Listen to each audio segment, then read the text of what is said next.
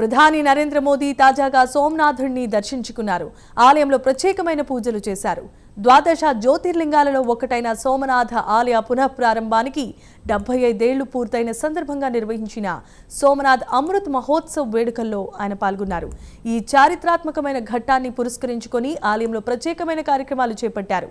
ఇదిలా ఉంటే భారతదేశ ఆధ్యాత్మికతకు నిలువెత్తు ప్రతీకగా నిలిచింది సోమనాథుడి ఆలయం.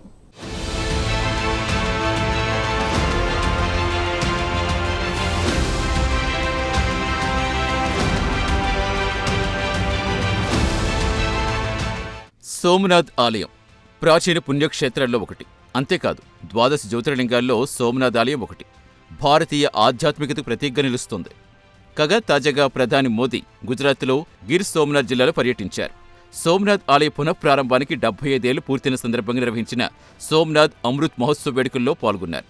ఈ చారిత్రక ఘట్టం పురస్కరించుకుని ఆలయంలో ప్రత్యేక కార్యక్రమాలు చేపట్టారు.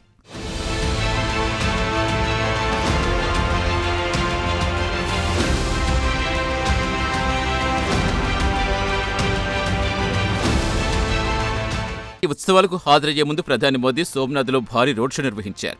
హెలీప్యాడ్ నుంచి వీర్ హమీర్జీ సర్కిల్ వరకు దాదాపుగా 1.5 కిలోమీటర్ల మేర ఈ రోడ్ షో జరిగింది. రోడ్ షోలో వేలాది మంది ప్రజలు పాల్గొన్నారు. ప్రధాని మోదీకి ఘన స్వాగతం పలికారు. ప్రధాని క్యాన్వే వెళుతున్న మార్గంలో ప్రజలు జెండాలూపుతూ నినాదాలు చేస్తూ తమ అభిమానం చాటుకున్నారు. పశ్చిమ బెంగాల్ సహా పలు రాష్ట్రాల నుంచి వచ్చిన కళాకారులు సాంప్రదాయ నృత్యాలతో అలరించారు.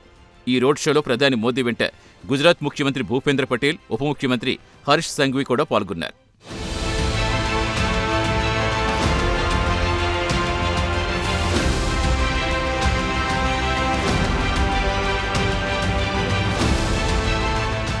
రోడ్ షో తర్వాత ప్రధాని మోదీ సోమనాథ్ ఆలయానికి చేరుకున్నారు. ఆలయంలో ప్రత్యేక పూజలు చేశారు. ఇందులో భాగంగా దేశంలో 11 పుణ్యక్షేత్రాల నుంచి సేకరించిన పవిత్ర జలాలతో కుంభాభిషేకం చేశారు. వేద మంత్రోచ్చారణల మధ్య సాగిన ఈ కార్యక్రమంలో ప్రధాని స్వయంగా జలాభిషేకం, ధ్వజపూజ, మహాపూజ జరిపించారు. ఉత్సవాల సందర్భంగా హెలికాప్టర్స్ ద్వారా ఆలయంపై పూలవర్షం కురిపించారు.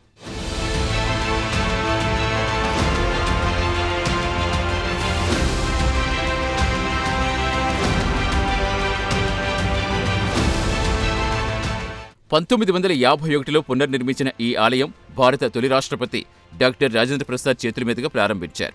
ఈ చారిత్రక ఘట్టానికి 75 ఏళ్లు పూర్తయిన సందర్భంగా ఈ అమృత్ మహోత్సవ్ వేడుకలు నిర్వహిస్తున్నారు. ప్రధాని టూర్ నేపథ్యంలో జిల్లా వ్యాప్తంగా కట్టుదిట్టమైన భద్రతా ఏర్పాట్లు చేశారు.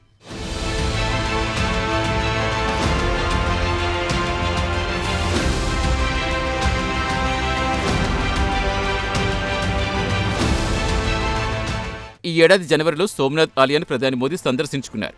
సోమనాథుడికి భక్తి ప్రపత్తులతో పూజాధికారులు నిర్వహించారు. అయితే గతంలో సోమనాథ్ ఆలయానికి గుజరాత్ ప్రాంతవాసులు ఎక్కువగా వచ్చేవారు.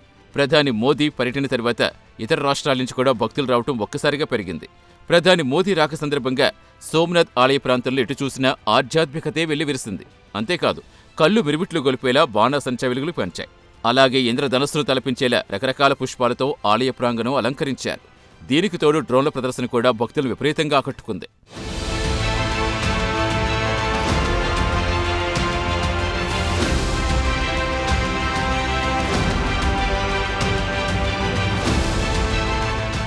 సోమనాథ్ ఒక సాదాసీదా ఆలయం కాదు, భారతదేశ ఆధ్యాత్మికతకు నిలువెత్తు నిదర్శనం.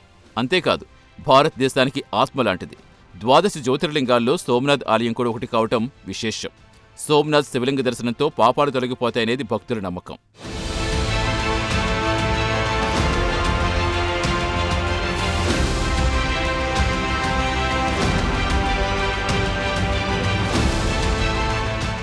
గుజరాత్లో వెరవాల్ సమీపాన ఉన్న సోమనాథ్ ఆలయం భారతదేశానికి మాత్రమే పరిమితం కాదు. సోమనాథ్ ప్రపంచవ్యాప్తంగా ప్రసిద్ధి చెందింది. ఒక అతిపెద్ద హిందూ ధార్మిక క్షేత్రంగా సోమనాథ్ ఆలయం ప్రపంచపటంపై పేరు తెచ్చుకుంది. ఇదిలా ఉంటే సోమనాథ్ ఆలయంపై దాడులు జరిగి 1000 సంవత్సరాలు పూర్తయిన సందర్భంగా కొంతకాలం క్రితం ఒక మ్యూజియం అద్భుతంగా తీర్చిదిద్దారు. మ్యూజియంలో ఎటు చూసినా భారతీయ ఆధ్యాత్మికత కనిపిస్తూ ఉంటుంది. అడుగడుగునా భారతీయుల సంకల్ప సిద్ధికి అనేక ఉదాహరణలు కనిపిస్తూ ఉంటాయి.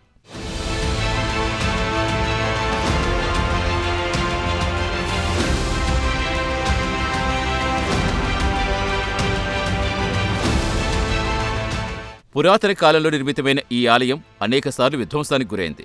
సోమనాథ్ ఆలయంపై దాడి మానవ చరిత్రలో ఒక అతిపెద్ద విషాదంగా మిగిలింది.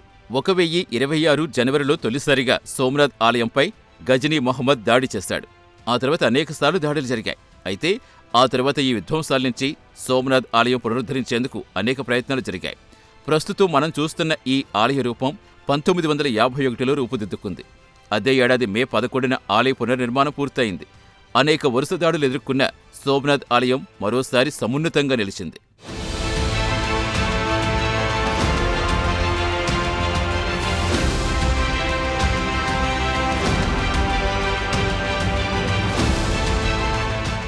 మొత్తం మీద భారతీయ నాగరికత అజేయ శక్తికి ఒక గొప్ప ఉదాహరణగా నిలిచింది సోమనాథ్ ఆలయం.